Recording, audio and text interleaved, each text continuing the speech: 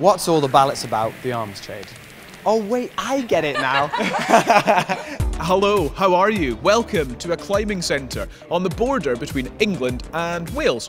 An apt location really, because we've all got a bit of a mountain to climb before we get to the E word next month. Brace yourselves, because for the next 6 weeks, we are talking ballots. We're touring the country to find out what issues you care most about. Then, we'll ask our wannabe politicians what they're going to do about them. It's episode 1, and time to say hello to Freddie. Freddie Smith is 27 years old and enjoys climbing things. He's first aid trained and was very particular that we stay off the rubber crumb round the climbing walls. He's thoroughly lovely, and he cares a lot about how we interact with nations like Syria and in the Middle East, how we sell arms and do deals with these nations and things like that. That concerns me particularly. What would you like to see happening in Syria right now? Less aggressiveness from us in general as a nation. I don't want the world to look at Great Britain as being the bad guys. On one side, we make a lot of money from arms trades, which is great for us as a country, but to the downside, those arms can only destabilise people. Now, Freddie was worried about the Middle East, and our biggest trading partner there is Saudi Arabia. MPs say the UK sold arms worth over £3.3 billion to Saudi Arabia between April 2015 and March 2016. And that is the same time that fighting started in Yemen. Who's fighting that conflict in Yemen, you ask? Saudi Arabia, among others. But don't think this is a new thing.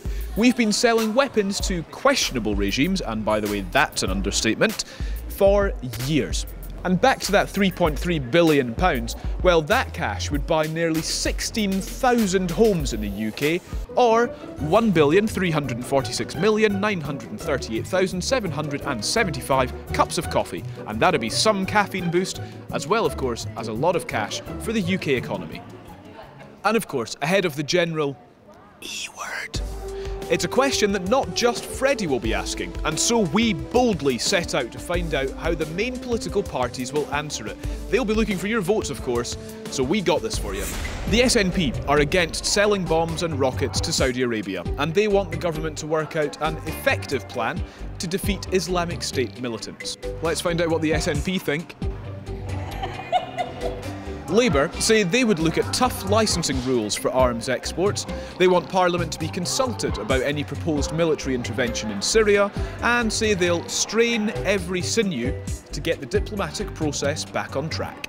The Lib Dems say that if they were in power, they would have a blanket ban on selling arms to countries with the worst human rights records.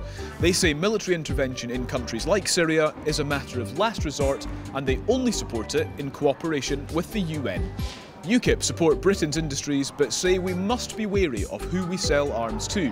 They say they've always been opposed to foreign military intervention unless it is clearly in the national interest. Now, we also asked the Conservatives how they felt about Freddie's concern on the arms trade, and they didn't want to respond. So, in the interest of BBC fairness, this is what they said recently on these issues. In April this year, the PM visited Saudi Arabia, and while there, she said its ties with the UK are important for security and prosperity, while defending the UK's contribution to the aid effort in Yemen. On Syria, the Foreign Secretary Boris Johnson said in an interview recently that it would be difficult to say no to supporting another US-led strike in Syria. So, sorry Freddie, but that is the best we can do. 6 weeks to go then, living our lives on the edge. What does Freddie want our politicians to actually do? I'd be really interested in a style of foreign politics which did not involve and did not support military interventions from our allies and from us in any way at all.